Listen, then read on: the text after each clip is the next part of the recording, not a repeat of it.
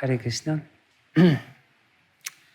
Yes, we are continuing with the structural review of the main topics of Srimad Bhagavatam, and I described the 10 lakshanas of Mahapurana, or particularly Srimad Bhagavatam, how the 9 topics of Mahapurana are there to distinguish or to separate, to give them full description of the 10th topic, which is Ashraya, or the Supreme Personality of Godhead. We touched on many different subjects, and yes, I did give a brief review of the first canto of Srimad Bhagavatam, which is the canto describing adhikari tattva, the truth about the candidate who can understand Srimad Bhagavatam. So today we will do, I believe, all the rest of the cantos. I will not dwell into the details, but I'll try to give a very broad overview so that you can have an understanding what's going on in Srimad Bhagavatam completely. Because when we come too close, when we zoom it, then we may lose the broader context. And I stressed the necessity of broader context in my previous talk. It's the broader context which gives the meaning to the details. Without broader context, the details become meaningless. And that's exactly what happened when we read Srimad Bhagavatam in too slow pace. We lose the meaning of particular stories or details, what they're supposed to give to us, because it can only be known through the broader context of the whole book. That will be today's topic. We can continue these talks for some time, for 2-3 more sessions. There is something else to speak, but today I wanted to give, I don't know if I will do the whole 12 cantos or just the beginning, 2nd, 3rd, 4th, 5th, 6th cantos, but probably at least up to the 6th canto we can do today, that's for sure. And to introduce this topic, I will read a very important verse. This is the last verse from the 7th chapter of the 2nd canto of Srimad Bhagavatam, which basically explains why the beginning topics of Srimad Bhagavatam are extremely important, even though the higher topics of Srimad Bhagavatam is the main intention of the speaker. This point is being repeated by Srila Prabhupada in his purports, but this verse of Srimad Bhagavatam specifically deals with this particular subject matter. So, māyāṁ varṇayato muṣya, īśvarasyānumodataḥ, śṛṇvataḥ śraddhayā nityam, māyayātmā na muhyati. Māyām, affairs of the external energy, varṇayataḥ, while describing amuṣya of the Lord, īśvarasya of the Personality of Godhead, anumodataḥ, thus appreciating, śṛṇvataḥ, thus hearing, śraddhayā, with devotion, nityam, regularly, māyayā, by the illusory energy, ātmā, the living entity, never, muhyati, becomes illusioned. Translation and purport by His Divine Grace A.C. Bhaktivedanta Swami Srila Prabhupada. The Lord's activities in association with His different energies should be described, appreciated. Anumodataḥ. Anumodataḥ basically means one should be very happy to hear about this katha, this about the dealings of the Lord with His different energies. Appreciated and heard in accordance with the teachings of the Supreme Lord. anumodataḥ. If this is done regularly with devotion, śṛraddhayā, nityam, and respect, śraddhayā means also respect, then one is sure to get out of the illusory energy of the Lord. Māyayātmā na muhyati. So, māyāṁ varṇayato amuṣya. When one hears how amuṣya, the Supreme Lord, associates with his Maya, basically, or varṇayato, when he describes īśvarasyānumodataḥ, and when he is very happy to hear about this, and śṛṇvataḥ, anumodataḥ, very, very much happy about the subject matters. śṛṇvataḥ, śraddhayā, nityam, māyayātmā na muhyati. He will not be bewildered by the illusory energy of the Lord. Purport by His Divine Grace, A.C. Bhakti Vijnana Goswami, Srila Prabhupada. The science of learning a subject matter seriously is different from the sentiments of fanatics. Srila Prabhupada is brilliant. So he basically wants to say that if you want to learn any subject matter, any subject matter seriously, you have to approach it systematically, exactly what we're doing now. And it's different from the sentiments of fanatics. You know, we may be very emotional about this, but the fanatics, they lack systematic approach to a subject matter, to any subject matter. They're very chaotic in their approach. Fanatics or fools may consider the Lord's activities in relation with the external energy to be useless for them. And they may falsely claim to be higher participants in the internal energy of the Lord. But factually, the Lord's activities in relation with the external energy and the internal energy are equally good. The word Maya, of course, may mean both internal and external energy. Usually it's applied to the external energy, but we know that Yoga Maya is also Maya, energy of the Lord. So there's no difference for the serious listener in the dealings between the Lord and these two energies. On the other hand, those who are not completely free from the clutches of the Lord's external energy should devoutedly hear regularly about the activities of the Lord in relationship with the external energy. Srila Prabhupada, he says that if you are not completely free, then you have to hear with devotion about the activities of the Lord with the external energy. They should not foolishly jump up to the activities of the internal energy, falsely attracted by Lord's internal potential activities like his Rasa Lila.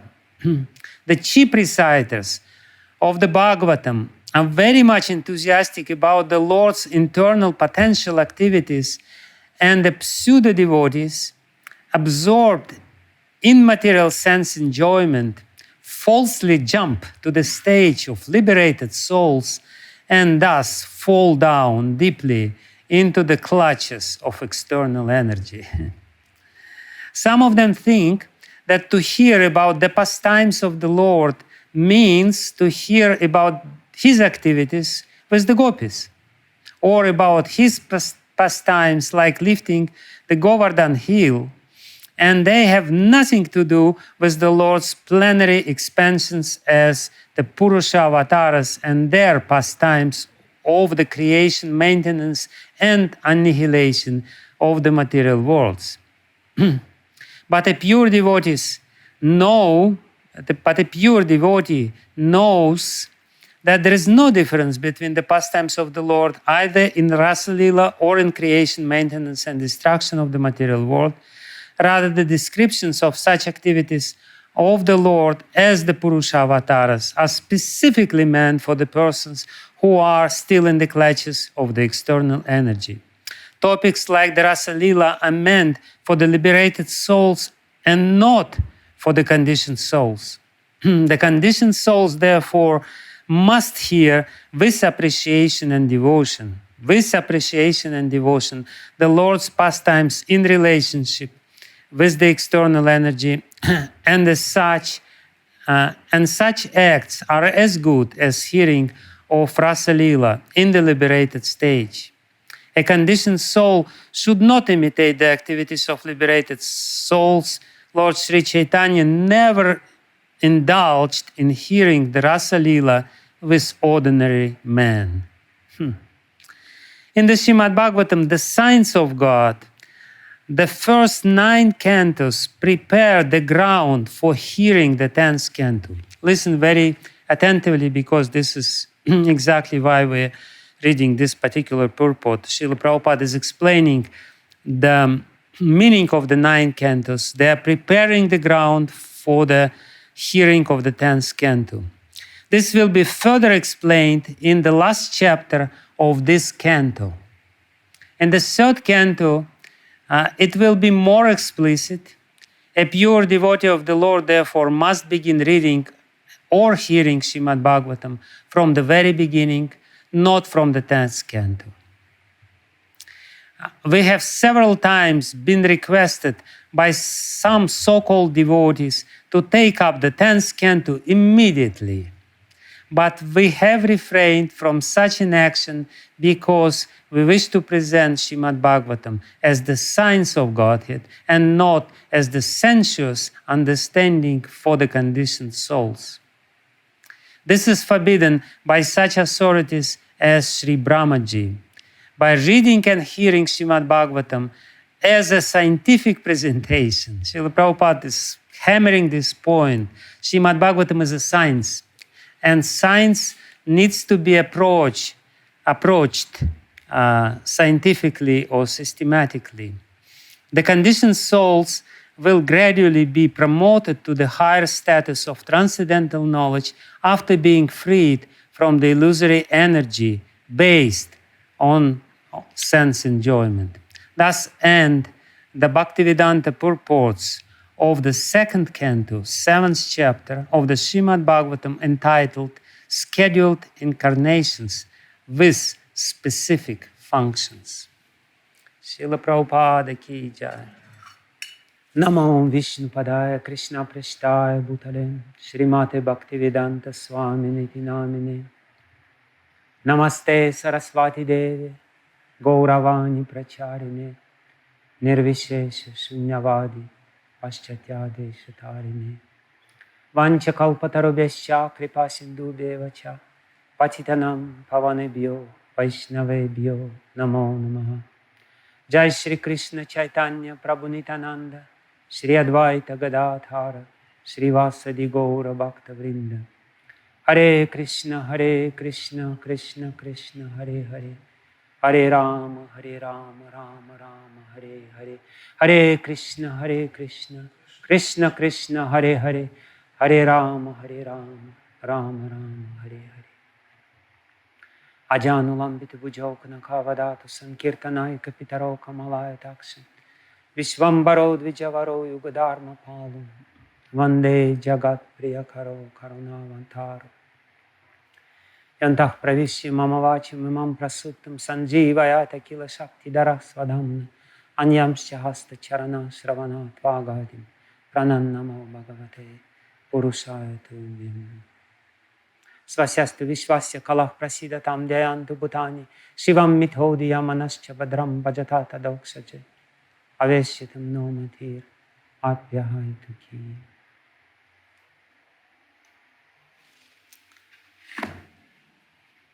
Hare Krishna, my dear friends, known and unknown. I am very happy to speak with you again on this subject matter, which is very beneficial for the soul. So, last time we finished our discussion on one very important topic, which I wanted to touch a little bit in the beginning of this class, also because it has something to do with this particular verse. We spoke about 2 types of knowledge, which I mentioned several times during these talks. paroksha gyan and aparoksha gyan, indirect knowledge which we receive, basically theoretical knowledge which we receive from external sources, and aparoksha gyan, when this knowledge becomes our own experience, it becomes direct knowledge. When we talk about the spiritual subject matters, it's extremely important because we can be a very theoretical Norse or scientist of spiritual science, but ultimately we have to become Vaigyanika, the real scientist. We have to get this aparoksha gyan, the direct knowledge of the subject matters. So what is the difference? And this explains why, as I said last time when we talked, why Srimad Bhagavatam, while describing the qualification of both speaker and the listener, gives more importance to the qualification of the listener. Whereas in the material science, there is much more emphasis on the qualification of the speaker. Listeners, we hardly have any qualifications. You can be nobody, anybody to listen. Material subject matters, and it doesn't matter because the material subject matters don't stress this point that it should go to this aparoksha level, not remain on this paroksha level theoretical knowledge. So basically, what is the difference between the two? When we hear some samskara is remained in our consciousness, in our mind, and it doesn't matter what we're hearing, but the relative depth of this samskara is different. And aparoksha gyan, basically, this type of knowledge when the samskara becomes very deep. The superficial samskaras is called theoretical knowledge. Theoretical knowledge is good enough to be repeated for the exam and then to be forgotten. Because the samskara is really shallow and it very, very quickly will be erased by some other samskaras, or covered over by some other samskaras, which we call the loss of memory, forgetfulness. But aparoksha gyan gives such a deep samskara that it can never be forgotten. It can never be erased. It can never be even covered over by some other samskaras. It will always be there. So, and then this aparoksha gyan is needed to pass the final test, the test of death. If it is a superficial knowledge, it will be forgotten because the intensity of the experience during the time of death is too much. And the intensity will overshadow the shallow samskaras which are there. We will forget about them. But the deep samskaras, on the contrary, will surface. Because in the critical situations, the deepest samskaras become active. There is a funny story about one minister. He was a minister in one court in ancient India, and he spoke so many languages. And all the languages he spoke perfectly, with perfect accent, so that nobody knew where he is from and what is his mother tongue. So, and everyone was wondering and, betting what is his mother tongue, because, and he never said this. They didn't know. He would keep it mystery. It's not like my English. You can immediately say that I'm Russian, trying to speak English with heavy Russian accent, or some other accents are there, German accent or Norwegian accent or Swedish accent or American accent or British accent, whatever. So he was different. He could perfectly speak any language.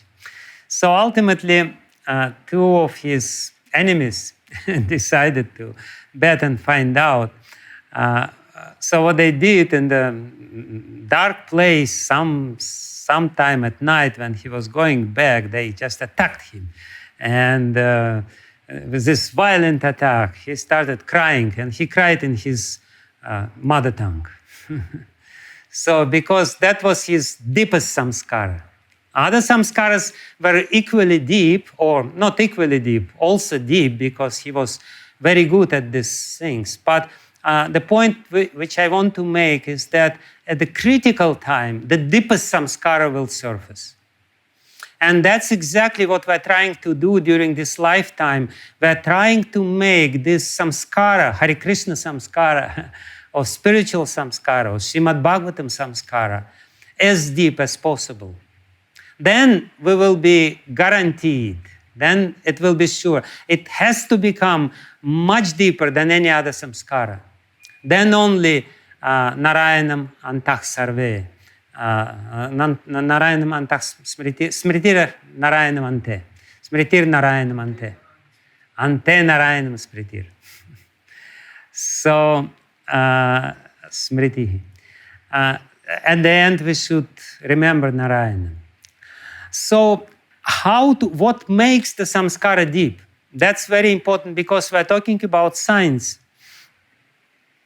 And basically, this verse explains how to make the samskara of hearing deep. Therefore, it is said, nityam.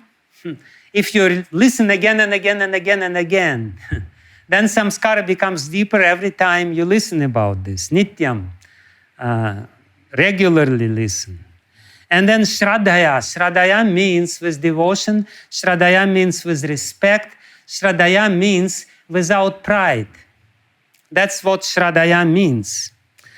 Then māyayātmā na muhyati. Then only Maya will not influence you. You will not be a victim of Maya. So it's a great science, and it's a beautiful science. Basically, what is meant here is that when we listen again and again and again, by putting aside our false identity, false ego, our pride, our heart will become open to this knowledge. You know, it's one thing to listen and always estimate what we hear and try to judge it and try to, develop or, nourish our pride by listening and at the same time criticizing the speaker. You know, he doesn't know what he's doing and this and that. You know, we all know how to listen this way.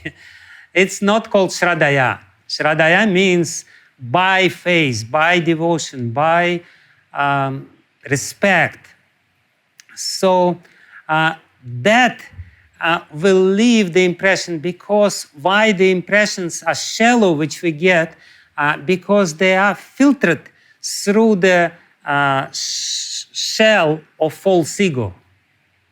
When we have false ego, whatever we experience, it's more or less, it's very much distorted by our false ego, and the impression is not so deep. Whereas, why the childhood impressions are so powerful and so important?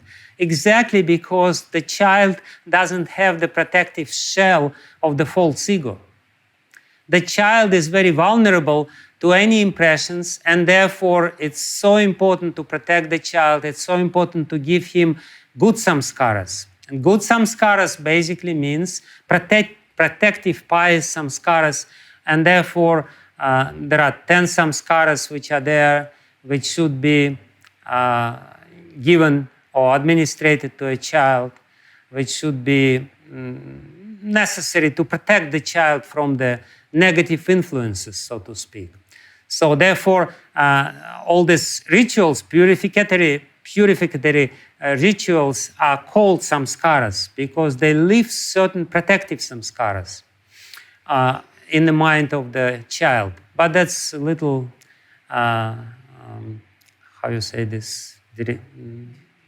deviation, a little deviation from the main topic. So basically, you have to have the deep samskara. You have to follow this template. You have to follow these rules. You have to do it regularly. You have to do it with devotion. You have to have trust to a person whom you hear, and that's what it means, śṛraddhayā. Śṛraddhayā means trust.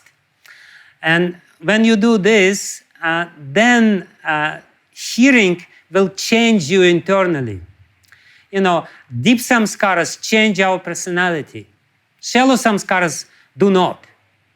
Shallow samskara will remain the same with little extra knowledge here and there, with little extra covering.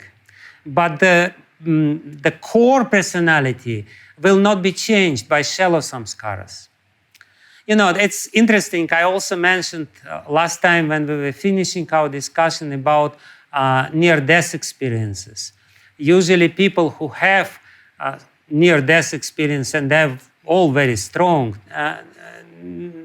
they remain changed personalities when they come. The whole direction of life changes. Why? Because they got this extremely deep samskara, which changed their whole personality and the whole direction of life, the whole, you know, perception of life and everything else. But the same thing we should do without waiting for near-death experience. We may not have near-death experience. We may only have death experience, which is not the same. And having death experience, it's too late. Near-death experience is, as Prabhupada says, second chance. But the death experience, well, it will be second chance, but in a different settings. So, therefore, it's very interesting that according to Vedic philosophy or Vedic culture, when one gets the diksha, gets initiation in the spiritual line, he's called Dvija, twice born. It means he's born anew. It means that he's again vulnerable to samskaras. He's again open to all the samskaras. He's again open to the influence of his spiritual master, and he makes himself specifically open to this. He's making special endeavors to become vulnerable and to become open to the samskaras, especially samskaras of hearing. Therefore, all these conditions are always there. Hearing is very effective and very powerful, but only if these conditions are in place. Śraddhayā, nityam, and you know, basically, yes, śraddhayā, śṛaddhayanvitaḥ, when you are endowed with faith. So that's the little introduction to this topic, to our important topic, which we are talking about, how to listen Srimad Bhagavatam, to have deep samskaras and to experience Ante-Narayana Smriti, to remember about the Lord at the end of our life.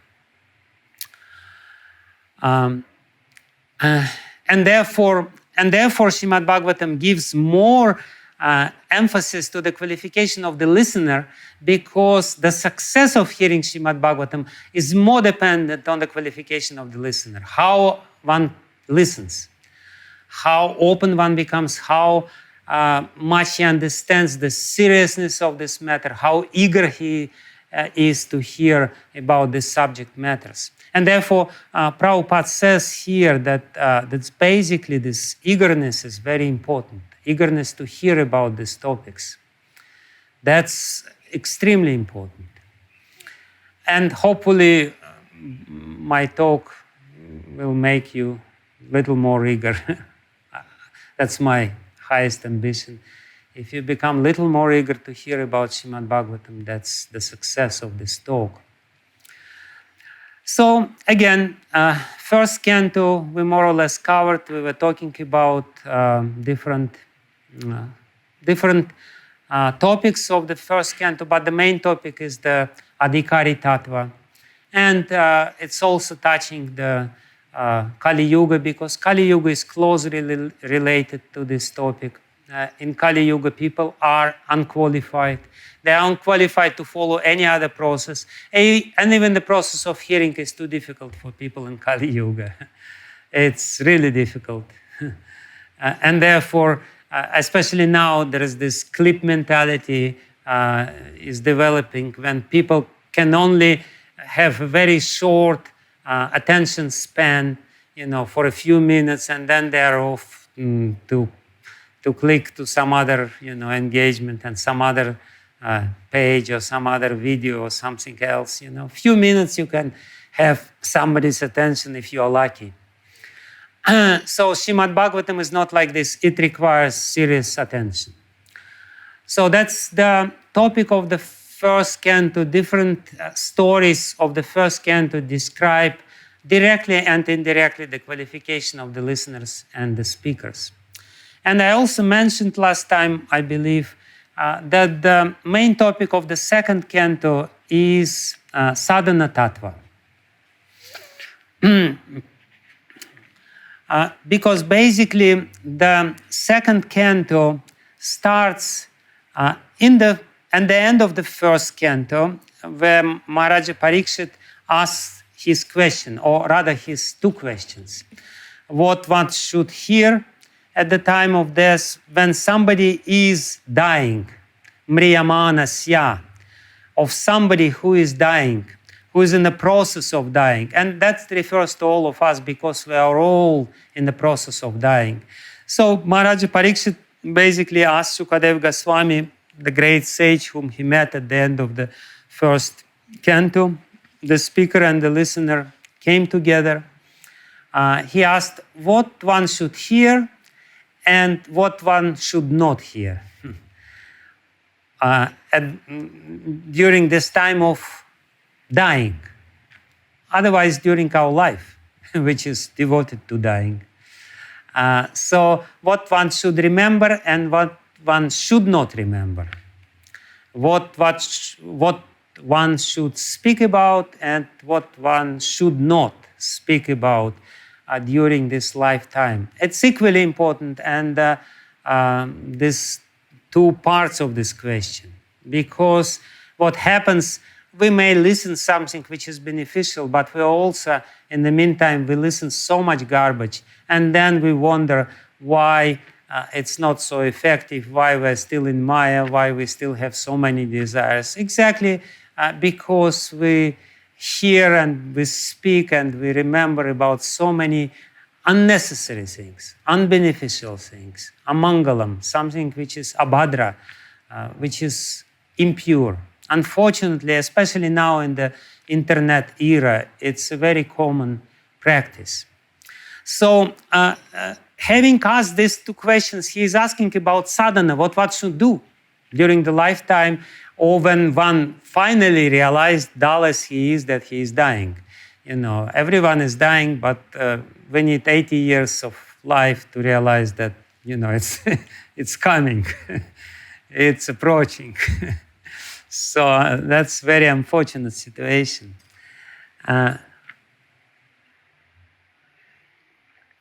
Therefore, second canto, that's the main topic. But specifically, this topic is being dealt with in the first 4 chapters of the second canto. It's interesting that first, Sukadeva Goswami, he starts by criticizing materialistic people who are basically not following sadhana. Or they follow their sadhana, but their sadhana is the sadhana of death. Sadhana of just basically, to die. That's their prayojana. There is no other prayojana. So he criticized them in a few verses. He says that in the 4th or in 3 first verses, he says that materialistic householders, they're engaged in sex during the nighttime and they're earning money during the daytime. And they listen so many other subject matters, so many other garbage. That's what they do whole day long. Listen and listen and listen and listen and go from one news page to another news page and listen all kinds of gramya katha, all kinds of slander and all kinds of gossip, so on and so forth. And then he says that the famous verse, Tasmat Bharata Sarvatma Bhagavan Ishvara Hari, śṛṛṭavyas kirtitavyas cha smartavyas chechhato bhayam. He says, if somebody is afraid of death, what he should do, he should hear about Bhagavan Ishvara Hari, and he should remember about him, and he should speak about him. So he gives this conclusion as usually in the beginning. It's a usual design of a spiritual subject matter. You first give the conclusion. It's called pratigya. You declare in a very solemn way the conclusion which you want to arrive, and then you go roundabout way and say what one shouldn't do, but ultimately come to the same conclusion at the end. So that's the way how the second canto of Srimad Bhagavatam starts. And in the first canto, Srila Sukadeva Goswami is explaining the meditation on Virat Rupa, or on the gross form of the Lord. It's a sort of yogic meditation, because so many yogis are there in the audience of Sukadeva Goswami, and because that's a very common practice. But ultimately, he wants to say that, yes, this is something important, because let me explain why it is important for us.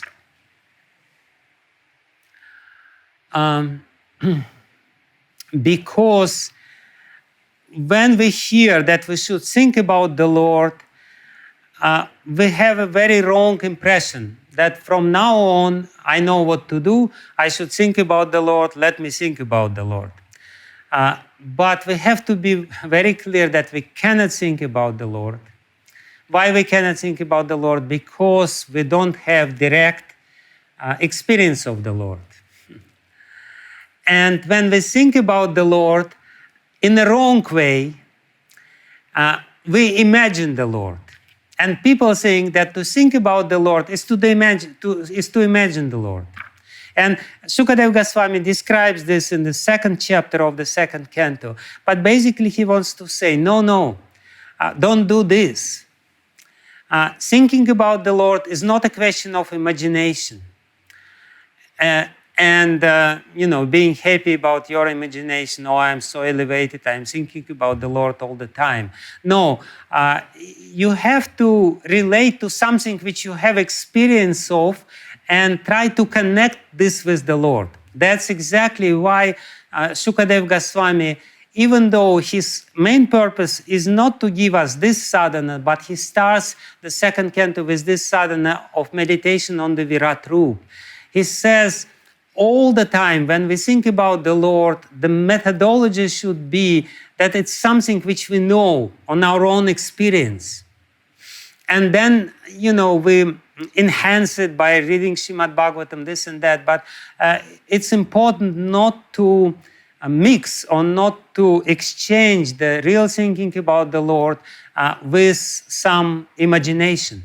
And that's exactly why Srila Prabhupada says that it's so important for us to hear about the experiences or the pastimes of the Lord with the material energy, because we have direct experience of this. We should start at this point, not at any other point, because any other point, when we jump up, as Prabhupada says, to Rasa Lila or Govardhan Lila or any other Lila, we're jumping up, and it basically we offend the Lord by our, very proud attitude that I can think about the Lord. You cannot. But we definitely can think about the pastimes of the Lord related with this material world, and that's where we have to start.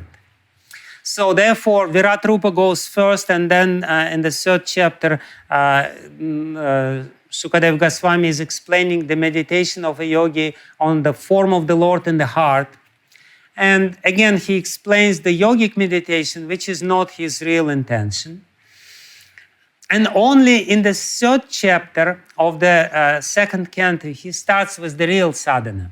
Again, it's very important when we talk about any subject matter, before saying what this subject matter is, to say what this subject matter is not. So that we would not mix it in our polluted consciousness. So that's why these first three chapters are there. But it's very interesting that Sukadeva Goswami himself hardly speaks about this bhakti sadhana in the third chapter of the second canto of Srimad Bhagavatam. It is Shaunaka Rishi, not even Sutta Goswami, but Shaunaka Rishi, he speaks about bhakti sadhana, how to engage our senses, rather than prematurely engage ourselves in meditation on the Lord in the style of yoga. It's more or less being rejected in the previous descriptions or in previous two chapters. Shaunaka Rishi starts speaking how to engage different organs in a negative way. He says that if the head is not bowing down, it's just the place for a turban, nothing else. And if the ears don't hear about the Lord, it's like the holes of the snake. And if the mouth is not speaking about the Lord, it's like the frog's tongue, which is speaking all kinds of nonsense and inviting death to us. So he explains this science of devotional service, or Vaidhi Sadhana Bhakti. Basically, in the very beginning, Sukadeva Goswami gave this definition of Vaidhi Sadhana Bhakti, Tasmat Bharata Sarvatma. And also he says, Etan Nirvidyamananam, this is 11th verse of the first chapter of the second canto. He stressed the importance of the chanting of the holy name. He gave the main building blocks for the sadhana, but then Shaunaka Rishi is explaining it in relationship to our body, how we should more or less consciously engage our body in the service of the Lord, different limbs of the body, hands, different senses, hands, ears, nose, tongue, head by bowing down, and ultimately heart. This description culminates in his famous verse where he says that the heart of those who are by pronouncing or remembering the names of the Lord, Harinama Dheya, if the heart will not melt, this is the heart which is blocked by offenses or iron framed heart, very hard heart. So this description is there, very important descriptions which we should read. It's a poetic description of the whole sadhana, and that's basically the essence of the second canto. But there are very interesting points later on. But in the fourth chapter, when Sukadeva Goswami, after describing this, starts answering the question of Maharaja Parikshit, please explain to me the beginning of creation, how Brahmaji created this world, and about the conversation between Brahma and Narada. Sukadeva Goswami himself shows what it means to be engaged in devotional service, what bhakti sadhana is. He glorifies the Supreme Lord, verse after verse after verse, many, many verses. The series of verses of the fourth canto is the practical illustration what it means to do bhakti. You know, like today, I was in some sangha, internet sangha of devotees, and somebody says, you know, let's do something, some bhakti, but what is bhakti? It's very mysterious. Yes, it is mysterious in one sense because it's internal energy of the Lord, that's true. But at the same time, it's not so mysterious if we engage ourselves, especially engage our heart in these topics, in describing or in glorifying the Lord, in trying to glorify the Lord on the basis of our own experience. And we all have experience, enough experience to glorify the Lord. Every one of us. If we try to search within our heart, we will find so many reasons to glorify the Lord. And that's exactly what Shukadeva Goswami is teaching us in this fourth chapter of the second canto of Srimad Bhagavatam.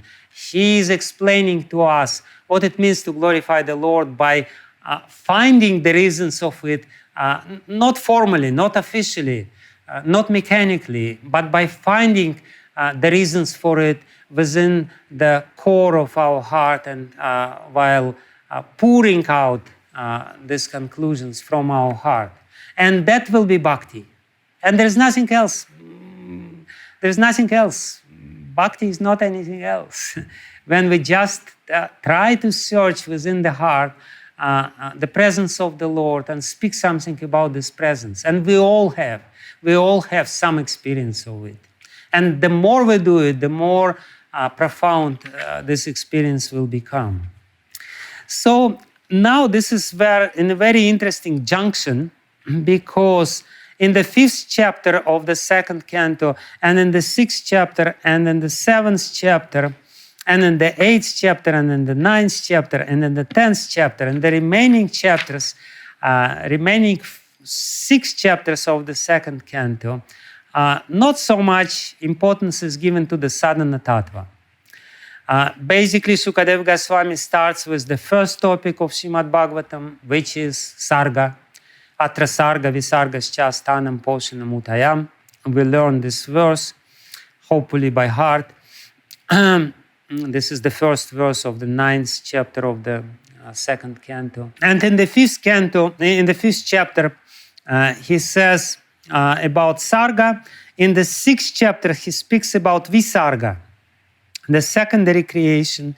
And in the 7th chapter, he speaks about manvantara.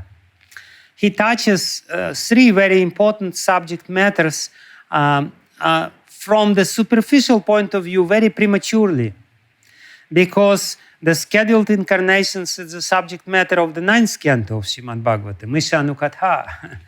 But even in the 2nd canto, in the 7th chapter, the whole chapter is beautifully describing all these incarnations.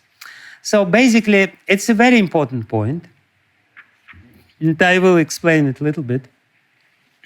What Shukadeva Goswami wants to say to us, first of all, he gives us again sadhana. It's sadhana. Sadhana is talking about the pastimes of creation. And it's really sadhana because in the first 3 cantos of Srimad Bhagavatam, this subject matter is repeated so many times. And sadhana, it is something which is repeated again and again and again. So, Srila Shukadeva Goswami is stressing this point, emphasizing this point. This is your sadhana. Listen about this. Listen again and again and again. Don't say that you already understood this. You didn't understand this. How you can understand this? But I will explain, while explaining the main subject matter of the 3rd canto, why it is so important. I will explain a little bit here also. But it's extremely important. So he basically, again, teaches us the sadhana. So he speaks about sarga, visarga, and manvantara. And sarga, the primary creation, the first creation, and visarga, secondary creation, basically creates the scene for the Lord to appear. And this is the meaning of these 3 chapters together. You know, what is this material world? What is the purpose of this material world? The purpose of this material world is to rectify the conditioned souls. How to rectify the conditioned souls? By the means of the Lord coming here on this scene and performing his pastimes. Lilayatena bhuvanani jayatya jashram. Smaranam upetya. So in Brahma Samhita, Lord Brahmaji says that Ananda Chinmaya Rasa. So when one hears about this Lila Yatena Bhuvanani Jayati Ajastram, when Lord comes, and when he comes, he conquers over this word, Jayati Ajastram, Jayati. He comes again and again and again and again to show that he is the supreme. Here I am. Don't say that I don't come. So this whole world, the Lord didn't abandon us, didn't leave us on our own. He's caring about us, and therefore he comes himself.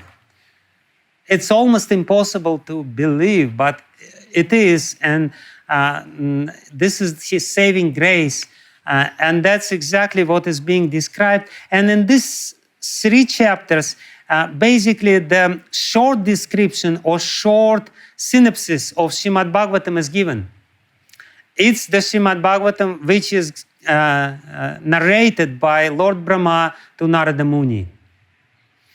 Lord Brahma, addressing Narada Muni, describes primary creation, secondary creation, and scheduled incarnations of the Lord. So that's the second, the next part of it. And when Maharaja Parikshit hears about this is the first Srimad Bhagavatam which he hears. Already the whole Srimad Bhagavatam, more or less the whole Srimad Bhagavatam is completed, because in the 7th chapter of the 2nd canto, so much emphasis is given to Krishna avatar, particularly among other avatars. He is definitely distinguished from others, most important. As I said, this verse which we read is the last verse of the 7th chapter of the 2nd canto, where again Shukadeva Goswami is preparing to us. He said, I explained to you the creation, but I'm going to do it many times more. Don't worry about this. Prepare for this. It is important. So I will skip this description which is there, because we're only giving the general overview of the topics. I just want to explain how Srimad Bhagavatam works, how it goes, how it flows, not from narration point of view, but from the point of view of the essence which is being transmitted through this flow of Srimad Bhagavatam. And then in the 8th chapter, Maharaja Parikshit asks many questions, something like 30 questions. And then then he said, I asked you so many questions, but if you're kind to me, you please answer even those questions which I didn't ask, because I may not have enough brains, I may not have enough understanding to ask all the questions, important ones. So you please take over from this point. You have the carte blanche. You please describe the topic of Srimad Bhagavatam in a systematic way. So he asked his questions in a more or less unsystematic way, which should be expected from the listener. But he also gives this freedom to the speaker, which is, again, very important. The listener have to give the freedom to the speaker to express himself, and has to show his eagerness. By asking one question after another question, he is inspiring Shukadeva Goswami. I can tell you, it's very depressing when you talk and nobody asks any questions. Because you think, okay, everyone was sleeping because Nashta Prayeshva Badrishu, all the disturbing elements from the heart was eliminated by listening to Srimad Bhagavatam, and everyone is snoring happily by putting his microphone on a mute mode. But anyway, Maharaja Parikshit is definitely an ideal listener. An ideal listener is somebody who always inspires the speaker by asking the questions. It's not a hint, but it's a little... Anyway, it's a little complaint or grievance.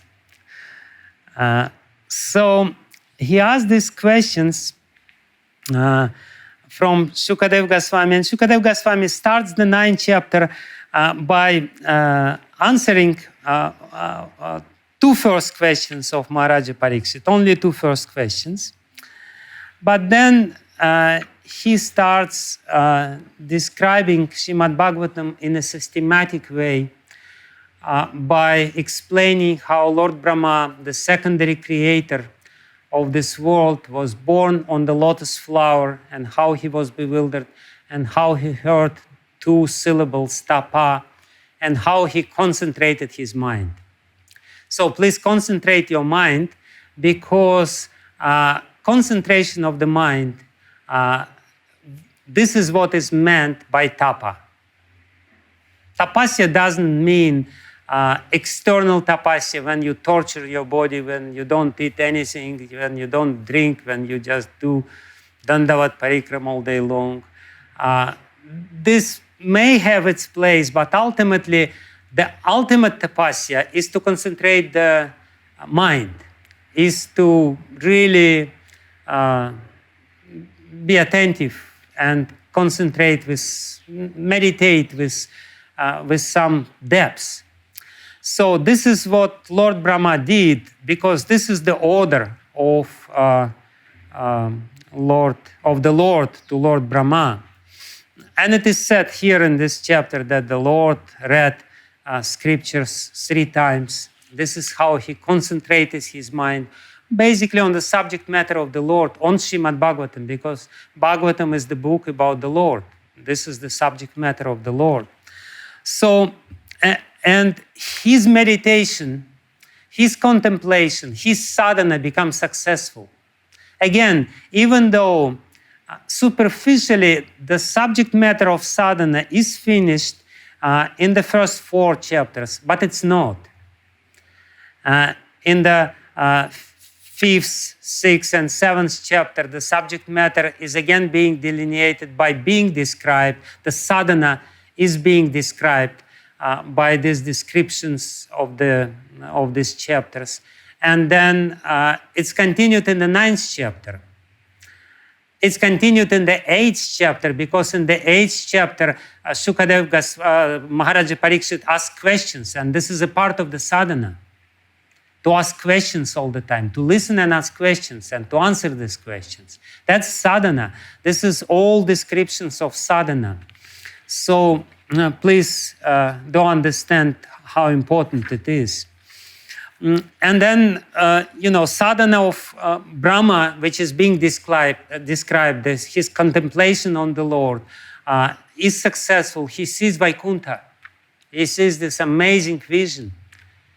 He gets to the spiritual world. His mind is transferred to the spiritual world because he wanted to be equipped for the creation, and he wanted not to be touched or influenced by the external energy of the Lord. Therefore, he was meditating, and the Lord gave him this facility.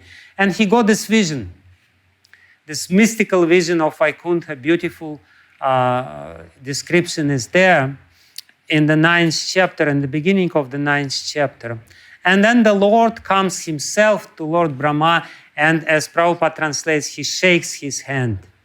My dear Lord Brahma, very good. He is shaking his hand. The Sanskrit word for shaking hand here, sprishati, he touches his hand, but basically it's shaking hands.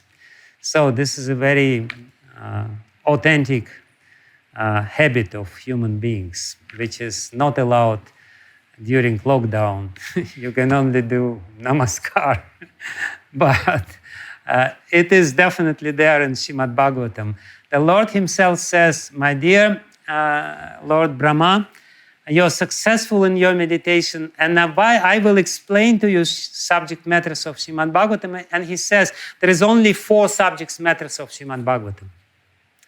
If we have time, if you have time, if I have time, let's see how it goes. We may, in some other lectures, describe this Chatuk Shloki of Srimad Bhagavatam in a more detailed way, because Chatuk Shloki of Srimad Bhagavatam is again the essence of Srimad Bhagavatam. But the Lord himself says what are these 4 subject matters? It's easier to remember because for dull-headed people of Kali Yuga, it's difficult to remember 10 subject matters unless you are genius. It's very difficult to remember 10 subject matters. 4 subject matters. 3 is better, but 4, somehow or other, we can, by great, tension in our head, remember. So please do remember what Srimad Bhagavatam is all about. The Lord says, in the beginning of his description of Chatuh Shloki of Srimad Bhagavatam, that there is jnana, vijnana, rahasya, and sangha. These 4 subject matters. He calls these 4 subject matters by these 4 names, which are very important for us to understand. He says that the first subject matter of Srimad Bhagavatam is jnanam. And jnanam, as we know, is theoretical knowledge. Jnanam paramaguhyam me. It's a very high, very confidential theoretical knowledge which is given in Srimad Bhagavatam. Yad vijnana samanvitam. Yad vijnana samanvitam. But this is not just theoretical knowledge, it's also accompanied by vijnana. And we will know what it is. Sarahasyam, together with rahasya, tadangam cha, together with anga, with a part of it. Grahana gaditam māyāṁ. So I will explain to you this, and please listen. Grihana gaditam māyāṁ. Please listen it very attentively, with high concentration, so that the samskara becomes very deep. Please listen with high attention. What is so important, because this is 4 topics of Srimad Bhagavatam, which will be described in 4 verses.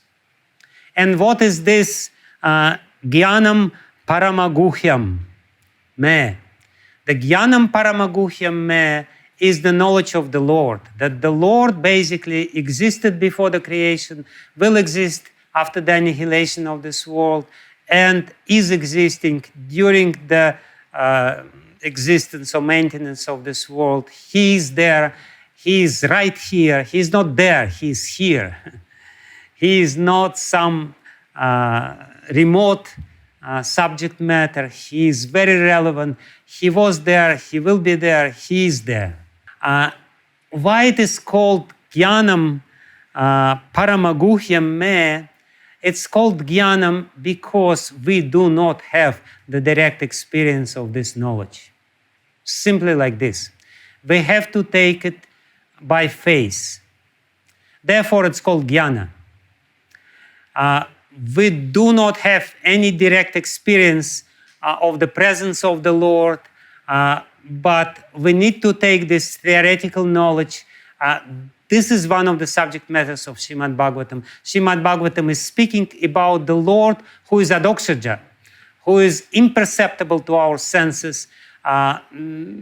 That's important subject matter. Even though he is imperceptible and we cannot know him, we have to understand that without his presence, nothing would happen. So this is the first subject, which is called jnanam, the subject matter of the Lord who is imperceptible to the senses. Therefore, it's called jnanam, theoretical knowledge.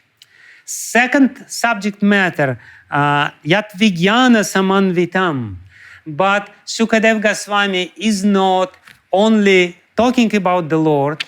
There are some spiritual books which talk about only unknowable subject matters which we don't have spiritual experience, and it's very hard to relate to them because maybe it's like this, maybe it's not like this. So vijnana needs to be there, and vijnana, it's our vijnana. Why it is called vijnana? Because we do have direct experience. What we do have direct experience of, we have direct experience of being in touch with the Lord energy. So that's the next second subject matter, extremely important subject matter of Srimad Bhagavatam, the description of the Lord energy, which is directly perceivable by our senses. Not only this kind of energy, there is Yogamaya, which may not be directly perceivable, but Mahamaya is definitely perceivable by us. So, therefore, Srimad Bhagavatam is not only talking about the Lord, but he talks about our own experience and explains the realm of our experience through this knowledge of the Lord. The whole Vijnana, or the whole science of energy, material energy, is explained by the understanding that the Lord is there. Lord is definitely there. He is the creator. He is behind everything. And he is controlling everything, even though it superficially doesn't seem so. Superficially, everything is automatic. There is no direct involvement of the Lord. So that's the very confidential knowledge of rahasya, not rahasya yet. It's a confidential knowledge of Vijnana, how the energy of the Lord works. That's the second verse of the Chaturshloki of Srimad Bhagavatam. First verse was Aham evasam evagre. The second verse was, of course, that's a very famous verse. Ritartham yat pratiyita na pratiyita chatmani. Tat vidyatat mano māyāṁ yathabaso yathatamaham. So it explains two kinds of energy of the Lord. Yatha abhasa, yatha tamaha. To comparison, the energy of the Lord is compared with two ways. It may be just some, how Srila Prabhupada, reflection, abhasa, or it may be some darkness. So, and there are so many descriptions. It's specifically, it's a very, how to say, vague definition, because in the vague definition you can include so many other stuff. It's a very concentrated knowledge, because there is a lot of there. This yathabaso yathatamaha, it's jiva who is in maya, abhasa, and material energy, prakriti. It's vidya and avidya, two parts of maya. It's also can be considered as spiritual energy. Well, not spiritual energy, but anyway, so many explanations are there. But the basic point is that to explain how the energy works in relationship with the Lord. And if you try to explain how the energy works outside of the relationship of with the Lord, you are basically lost. You are in māyāṁ. Well, we definitely will not be able to do 12 cantos. That's for sure, with this speed. But anyway, I'm very quickly describing the second canto. We almost finished with the second canto. So what is rahasya? Jnanam is the knowledge about the Lord, who is adoksaja. Vijnanam is the knowledge about the energy of the Lord, how the energy works, and we have direct experience of this working of the Lord's energy. Therefore, it's called Vijnana. So rahasya means why it is given to us. Why this material energy is there? What is the purpose of it? That's rahasya. Because everyone has experience of dealing with material energy, suffering within material energy, or enjoying within material energy, but nobody understands what is the ultimate purpose. The ultimate purpose is rahasya. It's very confidential. What is rahasya? Ultimate purpose is to gain love of Godhead. Prema is rahasya. And prema is explained in Srimad Bhagavatam. That's a very important subject matter of Srimad Bhagavatam. So that is the third verse of Chaturshloki, rahasya, prema, yatha mahanti bhutani. Basically, the Lord explains how you develop love by understanding that I am there within your heart and I am at the same time outside of the universe. I am entering everything in this creation and at the same time not entering in everything of this creation. This understanding itself will evoke love. If you understand this, it's very interesting because in the 10th canto of Srimad Bhagavatam, there is this description of Uddhava Sandesh, how Uddhava comes to Srimad Bhagavatam, to Vrindavan, and how Uddhava basically conveys this same message of the third verse, that as much as the great material elements enter and not enter this creation, in the same way, I am entering and not entering, I exist and not exist. So there it will be explained how gopis, listening this message of Krishna, will listen it to three times, understanding it deeper and deeper and deeper. And that will give them deeper and deeper experience of love. First, they thought it's just some yoga, some theoretical knowledge, and they kind of rejected it. But then they thought, no, our Kanai is not like this. Our Shyam cannot just say something like this, something so hard-hearted.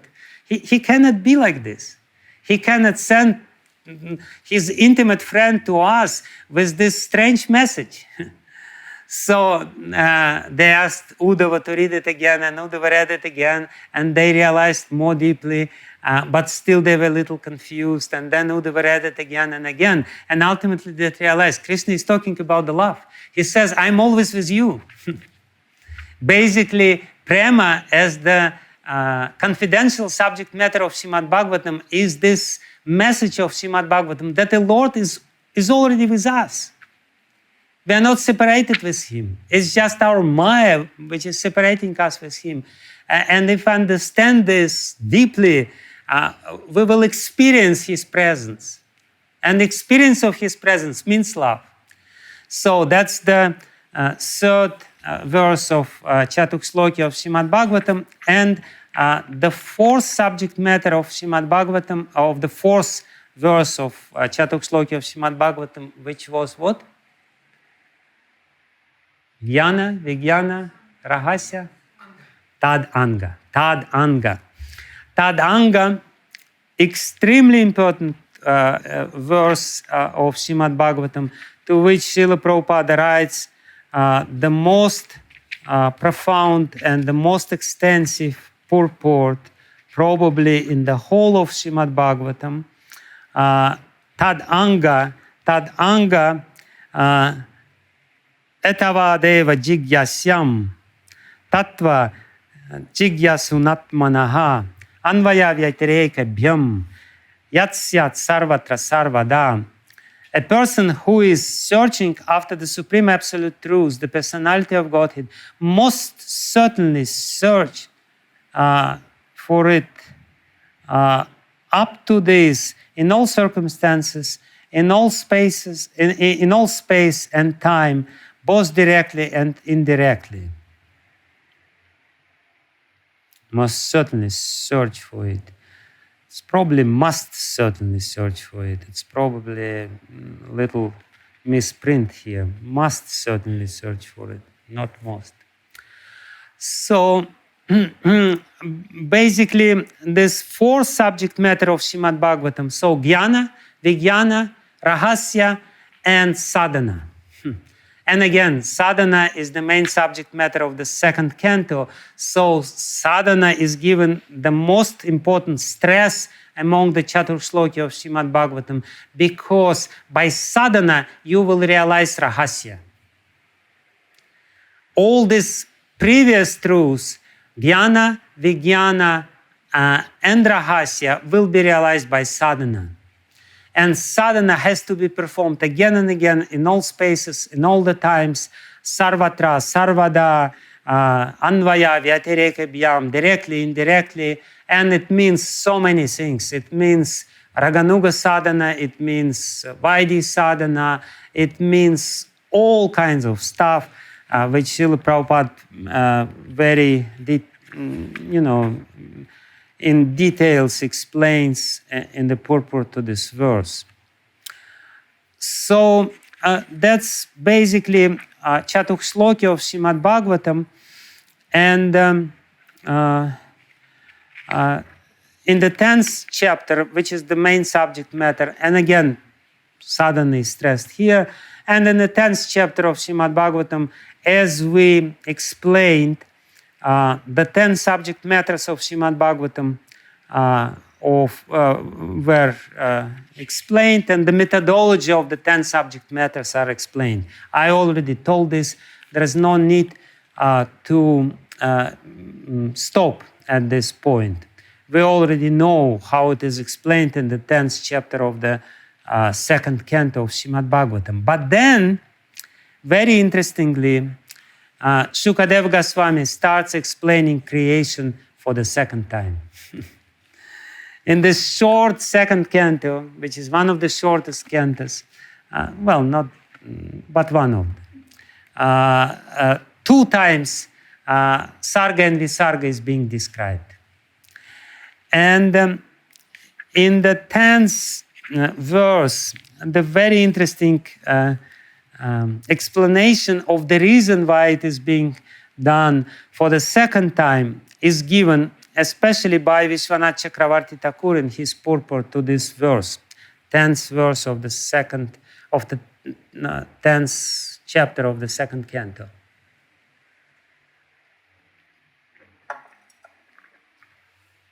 He says, why do you start again? Not again. Oh my goodness, I already know that first Lord glanced the Prakriti, and then Prakriti, from Prakriti Mahatattva appeared, and from Mahatattva appeared. And there are different, slightly confusing descriptions. Sometimes it is said Mahatattva, and from Mahatattva Ahankara Tattva. Sometimes it is said, in 11th canto it is said that Mahatattva, then Sutra Tattva, then Ahankara Tattva. Sometimes it is said that Mahatattva is predominantly Sattvic. Sometimes it is said that Mahatattva is predominantly Rajasic.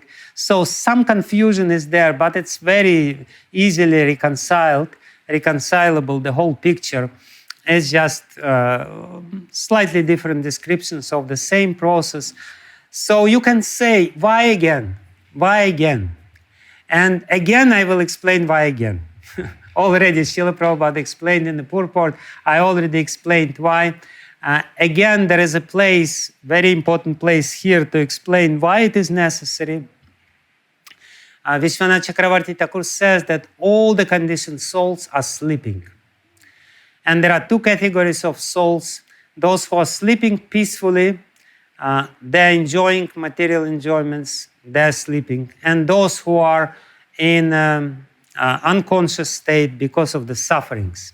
You know, we all know, we all been in those 2 states of unconsciousness. Sometimes we're just happily enjoying and think that everything is fine. And sometimes we're too much suffering. It's too much, such a pressure upon our head, and we just curse everything, but we're totally unconscious. It's basically, in both cases, we cannot be at present. Neither enjoyment nor suffering places our consciousness in the present moment. We're always engaged in some dreaming or in some lamentation, shoka or fear, bhaya, shoka, or moha. We are not at present moment, we are unconscious. And Vishwanath Chakravarti Thakur says that because of the, please listen very carefully, because of the compassion to those unconscious living entities, this description are given in Srimad Bhagavatam. Srimad Bhagavatam gives this description of creation again and again and again to give us some chance to get interested and to get out from this semi-conscious state which we are in now. The example which Vishwanath Chakravarti Thakur gives, he says that, he gives the Ayurvedic principle. He says that if you burn yourself, then Ayurvedic ointment against the burn is of the hot nature. You should apply some ointment which is hot, not cold. Instinctively, we think we should apply something cold. But Shukadeva Goswami says, no. You can only cure yourself from the burn by something hot. So it means that if we are attached to Maya, and we are attached to Maya, if is not appropriate. There is no question of if. We are attached to Maya.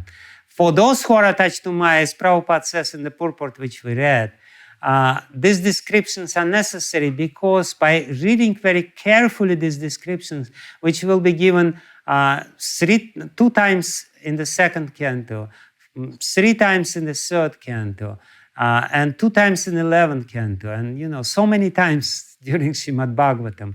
By reading these descriptions, we can be cured from this attachment.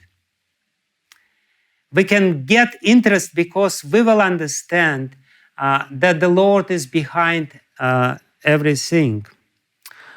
So I'm already speaking how much? Already 1.5 hours. Hare Krishna. I didn't intend. We're perfectly fine with it. As long as you're okay. You continue.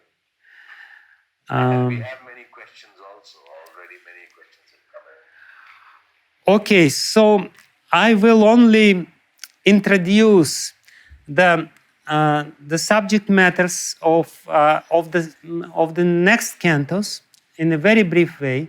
I'm more or less finished with this 2nd canto description, which is describing Sarga, Visarga, and Sadhana, but even describing Sarga, Visarga, and Manvantara from the point of view of sadhana, that it should be our sadhana, stressing the point of sadhana.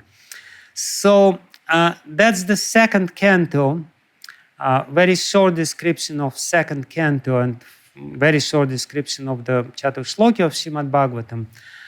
I will just very briefly introduce the subject matters of other cantos. If we take Vedanta Sutra, we know that Srimad Bhagavatam is the commentary, natural commentary, written by the same author to Vedanta Sutra.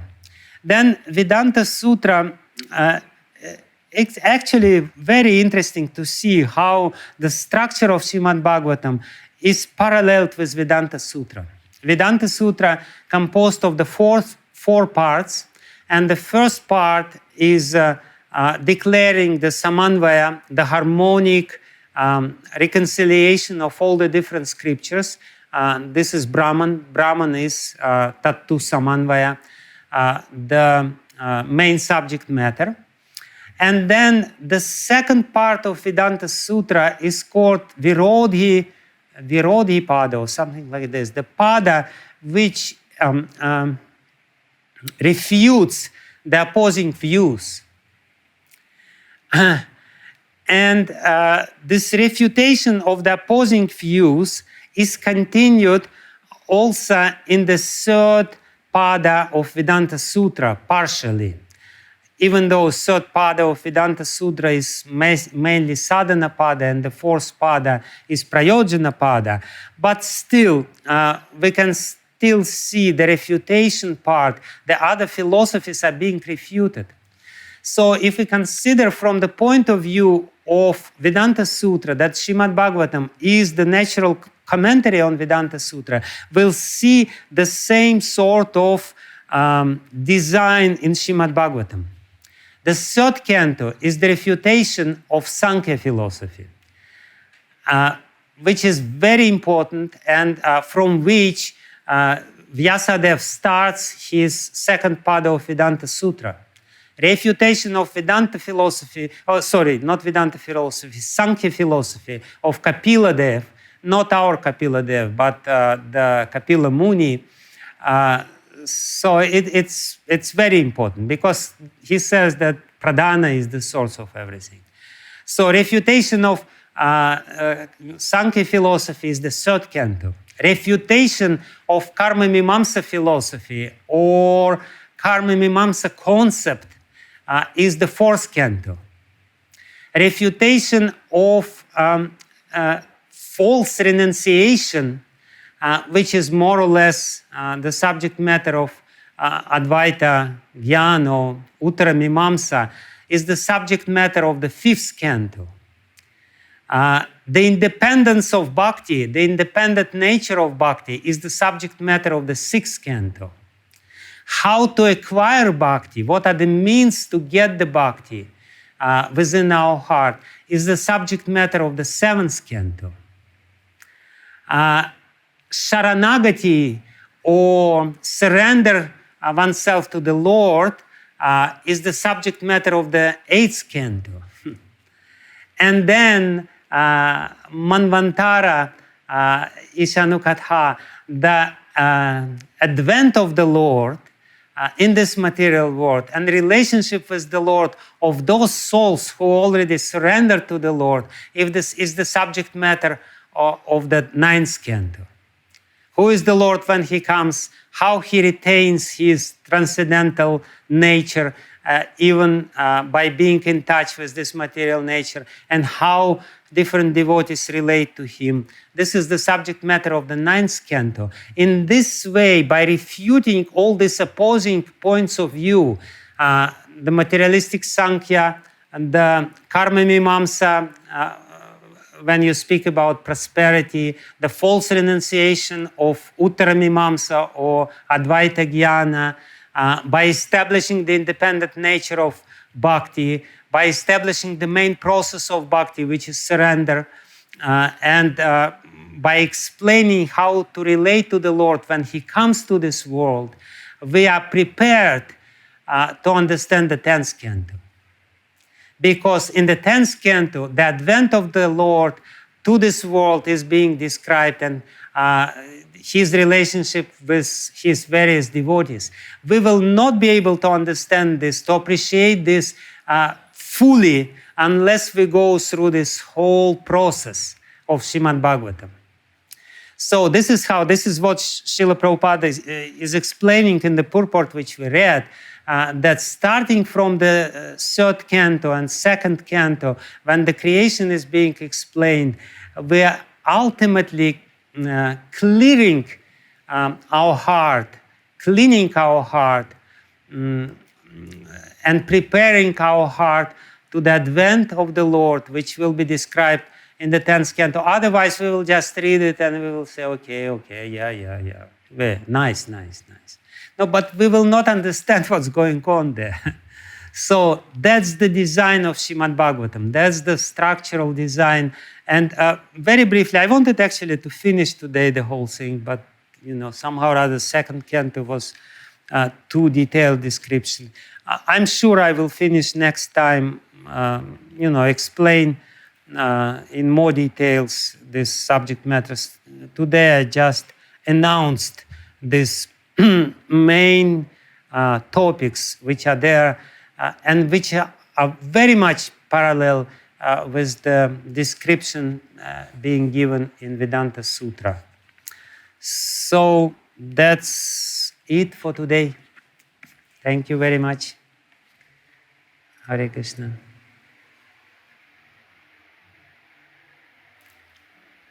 Hare Krishna, Raj. This was like every other session, really very deep, and honestly we could have gone on with it, but I guess time is always a factor.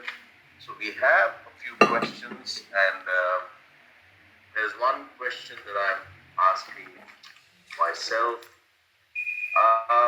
Particularly, you have been stressing in these sessions on the paroksha and aparoksha jnana, and clearly it is very clear that there is a journey involved to be moving from an indirect understanding to the direct understanding of the subject matters of Srimad Bhagavatam, wherein also very emphatically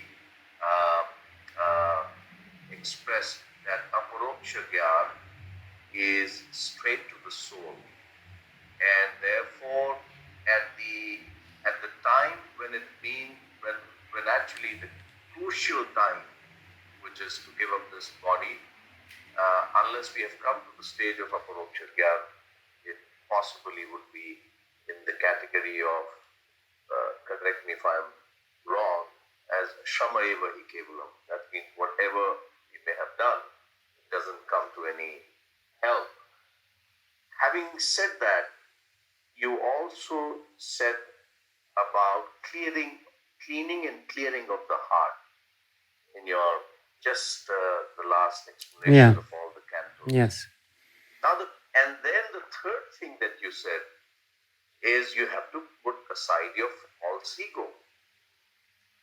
If you really want deep sanskaras, where all the other sanskaras are kind of embedded over by the deep sanskaras of hearing Srimad Bhagavatam, wherein you said therefore it has to be nityam. So the question is, how do we put aside this false ego? And as practicing devotees, we still kind of hold on to this false ego, both in terms of our engagement with the external energy of the Lord and the material environment that we are in, and also as practicing devotee, we are part of an institution and we get entrapped in a false ego that comes from that sense of this is the most vicious part of the false ego. I am a devotee. So really, we're stuck both ways. So I'll be very grateful, Maharaj, if you could really enlighten us. Please, I need it for myself, and if it is beneficial to others. Okay. I only have 15 more minutes. So we should try to... questions, then I have to save it for next time. But this was something that has been, anyway, so I'm leaving. We have to be involved with the material world, but, as it is said here, the Maya will not touch us, will not influence us, we will not be bewildered by the illusory energy if we hear Srimad Bhagavatam again and again. So the point is that we should be very protective when it comes to our interaction with the material world, and the protection is coming from these topics, from hearing these topics. If we hear these topics with utmost attention, then we will be protected. There will be covering which will protect us. It will kind of impregnate us, and we will be waterproof or Maya-proof, so to speak, by being impregnated by the subject matters of Srimad Bhagavatam. So how to get these samskaras very deep, how to become egoless when we hear? Well, therefore, the speaker is sitting on a higher seat, everyone is sitting lower. It really has a significance. Sometimes you come to an audience and everyone is sitting on the chairs or armchairs or on the sofas. Or once I was in Indradyumna Swami, how it's called? Woodstock. And then the hippies, oh my goodness, they were lying down and they were drinking beer by hearing. So this is not a very efficient way of listening to Srimad Bhagavatam.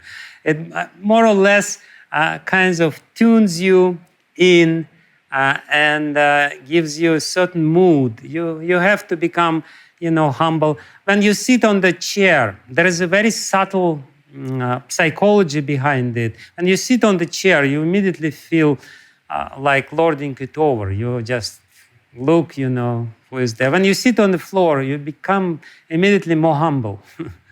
It's really, all these external things, they help us to become more humble, to become more susceptible to Srimad Bhagavatam, more approachable, and subject matter of Srimad Bhagavatam will be more influential, will influence us more if we do like this. So all kinds of means, we can chant some prayers, we can bow down. Therefore, it is the speaker of Srimad Bhagavatam, he has to put Srimad Bhagavatam on a special asana. This is a sacred book, always being in this position of a disciple. I'm a disciple, I'm not a guru. I'm a student of Shukadev Goswami, I'm a student of Vyasadeva, I'm a student of this Guru Parampara, I am a humble follower of Srila Prabhupada, I'm listening to him with utmost attention. So that's the mood, and that means śraddhayā. Therefore, Prabhupada translates it with respect of how he translates this in this verse which we read. Nityam māyayā, śraddhayā, with devotion. And here he says, with devotion and respect. If this is done regularly with devotion and respect. So with devotion and respect and with trust, with some openness of the heart. So basically that's what it is. And if we do it, we will be protected from all these interactions. And as far as these other conceptions, they will automatically be removed. You don't need to even consciously know about this. I will try to explain how all these concepts are there, imperceptibly within our psyche. The Sankhya philosophy, atheistic Sankhya philosophy, the Karma Mimamsa philosophy, they're there. They're not, it's not somebody else who is outside there. All these philosophies are within our heart. So, but they will be removed. Just by reading the third canto of Srimad Bhagavatam, you will be removed of this problem of Sankhya philosophy or this understanding. I recently spoke with one devotee. He's a scientist, he's a physicist, and he's teaching students. And he became a devotee not so long ago, a couple of years, he started chanting. And he says, I'm still continue teaching them, even though I don't believe anymore what I'm teaching. So how did it happen? His whole life, he's a professor, his whole life he was teaching. Now he doesn't believe it. Why? Because he read the third canto of Srimad Bhagavatam. This is the best way to be converted from the science into the spiritual science. Any other questions? Thank you, Maharaj. And now, there are more questions. So our first question came from Anupama Radharani Mataji. Hare Krishna Maharaj, please accept my respectful questions. Your Lotus Feet, thank you for your wonderful class, which makes the listeners dive deep into the nectar of spiritual nectar. My question is, how do samskaras act on us when we are very little and not aware of even what is going on around us? Is it the same as a Gyan Sukriti? What happens if our shallow samskaras overshadow our deep spiritual samskaras at the time of death? That will not happen. The shallow samskaras cannot overshadow the deep samskaras at the time of death, because the shadow samskaras can influence us, no doubt about it, during our lifetime, because of the interplay between subconscious and conscious mind. Sometimes we can see we have very deep goals and deep samskaras, and nevertheless we being influenced superficially by something and diverted to a certain extent. That may happen, but it's not going to happen during the time of death. Don't worry about this. The time of death is a very fruitful time, because all the fruits which you have obtained during this lifetime by doing sadhana will come to you. You may not be aware of all the fruits which are coming from this sadhana, but they will come to you. You will reap these fruits, especially in the time of death. Like Ajamil, he was not really aware of what is going on while he was calling his son Narayan, Narayan, Narayan, Narayan. And then he even liked calling him Narayan. He was calling him without any reason, Narayan, Narayan, Narayan. So he didn't know what's going on. But he encountered the great result of this at the time of death. So that's not a problem. Don't worry about this. So regarding the samskaras, how they influence our life, it's basically we get a samskara, and samskara means not just memory, but memory connected with some emotion. And the deeper emotional impact of the event, deeper emotional component of samskara, the deeper is samskara. So you can deepen samskara by repeating the same thing again and again and again. This is one way of deepening any samskara. Or you can deepen the samskara by increasing the emotional effect or component of the experience which you have. So because there is, and what is emotion? Emotion, it's like somebody translates it, it's from Latin word emovere, which means moving. It's energy. Emotion is energy in motion. It's basically emotion, it's a very powerful energy. So when some experience which we have is recorded in our psyche, in our consciousness with emotional impact, it has an energetic component, and this energetic component is pushing us either to avoid the same experience, we're fearful of repeating the same experience, or to strive for the same experience. In this way, samskaras influence our life. You know, the more emotional effect, the more emotional samskaras we have, the more scary we will become of certain things, or the more attracted we will become of certain other things. So that's basically how the samskaras are influencing our life. So, can we take one more question? Yes, we can take one more question, and I will have to answer a couple of questions which I have here. Okay. So this is a long question, but I'll try to take one or two parts of it. From Radha Pramod Prabhu, he says, the question is, we hear about the creation. Should we meditate on the creation when we see around? Should we meditate on creation when we see around realization? What does it mean to have experience of Lord from creation? And then he says, Maharaj, you told bhakti means to glorify the Lord with our experience. Then how do we get benefit if we offer prayers from the prayers offered by great devotees of the Bhagavatam? Also, if we read the prayers of the Bhagavatam without understanding the meaning of the prayers, does it have benefit? Yeah, it does have benefit, but less benefit. So the first part of the question is how to see the Lord within the creation. Basically, to understand that the Lord is, I will explain this in the next class when I will talk about the third canto, the design of the third canto.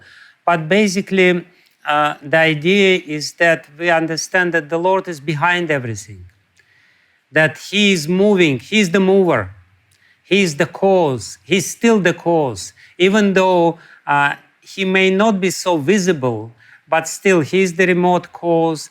And there is a very interesting verse in the third canto of Srimad Bhagavatam, which I will probably read tomorrow, next time when we meet together. So it means to understand that everything which we see is the energy of the Lord, and it's directly acting under the Lord's guidance and under the Lord's supervision. Maya dakshana prakriteh kriyate suchara. So it's Maya Adhyaksha, my Adhyaksha, my supervision is there in this material world.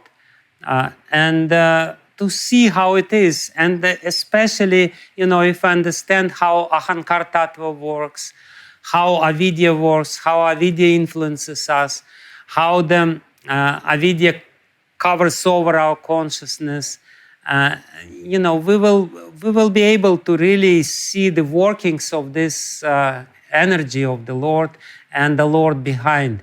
And by seeing this energy, we will not be bewildered. We will always be in contact with the Lord. So there was some other part of the question which I forget while answering this.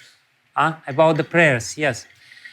There is definitely a benefit of repeating the prayers of Srimad Bhagavatam, even though we may not have direct experience, because by repeating these prayers, we meditate deeply, and meditation is the way to get the direct experience. When we speak or think about it again and again and again, the samskara becomes deeper, the gyan, the knowledge, the realization becomes deeper. And the example of it is Lord Brahma. He was meditating on the Lord again and again and again, and ultimately he got revelation. So that's why all these prayers are there, and we may repeat them. And especially if we repeat them by investing our heart into these prayers. If we repeat them, investing our heart into these prayers, then of course the effect of samskaras of this prayers will be more, because we will be able to feelingly say this. Again, this emotional impact, whatever we do, if we do with emotion, it will have a greater influence upon us. If we do it mechanically, it will not have, or it will have very insignificant influence upon us, upon our psyche. But if we do it emotionally, so if you feel emotionally, then definitely, and we should, it's our sadhana, it's a part of our sadhana. If we feel some prayer is very relevant for us, we should repeat it. Like I repeat the prayer of Dhruva Maharaj. Yantah pravishya mama vacham imam prasuktam sanjivayata kila shakti darasvadamna. So every time before lecture I say this, by meaning that, I cannot say anything. I cannot speak about Srimad Bhagavatam. If you want me to speak about Srimad Bhagavatam, please speak through me. So I will answer one more question, and I will leave you with your permission. In the light of all the above, why did the book of Krishna book, be published by Srila Prabhupada almost immediately? Well, Srila Prabhupada did want to give us the direct experience of the 10th canto. He was not sure. And he knew that if he gives this book with his explanations, which are very down to earth, which always referred to our experience, not just lofty ideas, lofty concepts, which make all the subject matter very, I don't know how to say this, but Srila Prabhupada would probably say very strongly. But Prabhupada, his approach is very much down to earth and very philosophical, and he always brings us to some basic points. So he gave us Krishna book. He wanted us to understand what's going on in the 10th canto, but at the same time, he gives us the warning that when we are attached, we have to first very thoroughly understand how our psyche works, because understanding of Maya, how Maya works, it basically means to understand how mind works. Because if there is a place where the Maya sits, it's between our two ears. So that's where Maya is. So we have to understand how our mind works, how our intelligence works, how our false ego works. And in this way, we will be able to understand this subject matter of creation, because yatha pinde tatha brahmande, or yatha brahmande tatha pinde. This is a very important Sanskrit saying. The microcosm and macrocosm are the same. The design is the same. Pinda and Brahmanda, they are built according to the same design. So while reading this macrocosmic description, we have to scale it down to the microcosm of our own consciousness and understand how it really works within our psyche, within our heart. That's how it will work. Thank you very much. Again, I'm grateful for your... all the Vaishnavas and Vaishnavis, we thank you from the core of our heart again. Your kind association and a very wonderful, deeply enlightening session today. And we look forward to the next one 2 weeks later. I request all the assembled Vaishnavas, we will send you the details of it. But please, in the next 2 weeks, that means the Friday after, we will look forward to having Maharaj again. Maharaj, please accept our most respectful obeisances. Thank you. Anchakalpatarubhyascha kripa Thank you very much. Thank you.